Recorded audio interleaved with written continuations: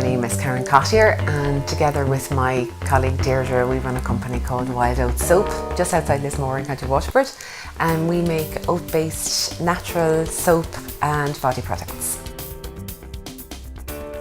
My son Ronan had eczema since he was a baby, and when he grew up it started getting worse. And I have psoriasis and my daughter Orla had psoriasis. We were using medicated products that were quite greasy and not particularly pleasant to use, but we couldn't use commercial products because they were full of chemicals and they'd irritate. So I started thinking there must be an alternative that's naturally based but smelled nice and we could get anywhere. So that's what started it all off, really. Well, when I realised that I wanted to look for something that actually fulfilled that need, I started experimenting and researching and did some courses. And then I met this fantastic lady called Emma James, who is a soap maker and a consultant, and she really inspired me. And I thought, that's what I can do in Ireland, and that's really what started me off. Well, we've recently won a couple of awards, one of them international, and that's great, you know, it's really exciting. But I think when you're making something for a reason, what's really gratifying is when people come up to you, it sounds a bit trite, but when people come up to you and say, I've used your product and it really works. Because at the end of the day, it's great to be in business to do something that you like, but it has to fulfill a need. And when you know that actually it's working and people like it and they're going to buy it again, it's really quite exciting and gratifying.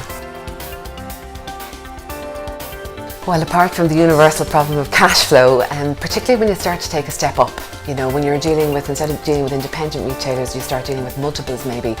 And so you're looking at larger volumes and you're looking at longer lead times and longer terms. That gets very difficult to manage. But I think Deirdre and I were talking about this yesterday and we were saying what was difficult, what's the most difficult thing. And I think it's when you start off being small, you have to be master of so many things. You have to be in charge of your finances, your marketing, your logistics, your production, and then when you start, you know, taking on people and employing people, you have to know HR.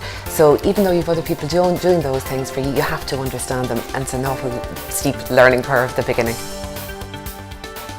Just because something is a hobby doesn't necessarily mean it's going to turn into a business. If you love something and you want to turn it into a business, it still has to fulfill a need or it won't work. So think strongly about that as well before you start.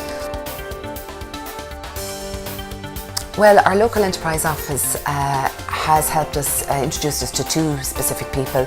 Evelyn Morley, who helped us get our finances set up at the beginning. A lady called Kate Hickey, who helped us really refine our strategy.